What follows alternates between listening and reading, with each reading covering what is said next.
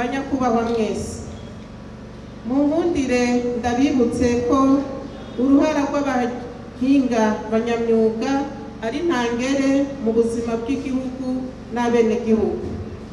Ibyo bahingura nibyo bidufasha kwikenura mu kwishariza no mu gushariza aho tubaye n'aho turangurira imirimo ya misi yose. Abakera barayamaze bati akanyoni katagurutse ntikamenya iyo bweze, kandi ngo ubwenge burarahuka. Ni nacyo gituma ubushikiranganji bw'imico kama, akaranga n'inkino bwihweje ingene abahinga abanyamyuga barangurana ubwira ibikorwa byabo mu ntara zose z'igihugu, bwafashe iya mbere mu gufata umugambi wo guhuza abo banyamyuga kugira ngo baronke akaryo ko kwerekana ubuhinga bwabo, bungurane ubwenge, bashobore no kugurisha ibyo bahinguye, bikenure mu buzima bwabo bwa misi yose. Nk'uko mubizi, iki ciyumviro gishira mu ngiro umwitwarariko wa leta y'u Burundi mu vyerekeye guteza imbere igisata c'ubuhinga. Mu migambi yacu rero tugiye kwicarira ibibazo bijanye n'imyuga ndangakaranga, twamirire kure abigana n'abiyitirira ubuhinga bw'abanyamyuga bacu, maze dushire imbere ugukingira ibyo bahingura bakora kugira ngo amategeko abakingire, boroherwe mu buhinga bwabo, bongere baronke akarusho. Namwe banyamyuga,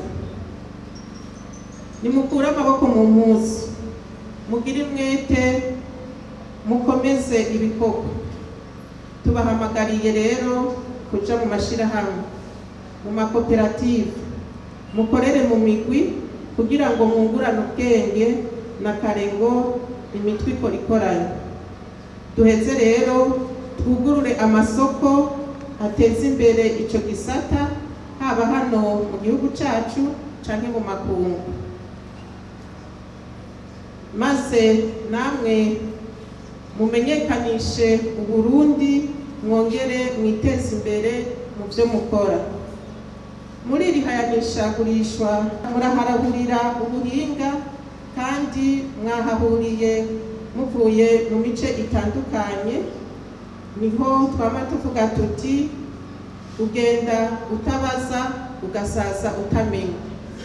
Aha dushaka kubahamagarira yuko uwitavye iri hayanishagurisha wese yoza araraba mugenzi we akamurushije, kugira ngo amubaze nawe ingene akamurushije yagashitseko, muri ico gihe nawe azogire ico atahanye asubiye inyuma mu buhinga bwiwe.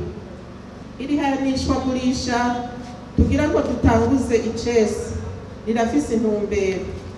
Muri iyi minsi 4 rizomara, abahinga babinonosoye bazotubwira abanyamyuga barushije abandi mu kurusha ubuhinga abandi.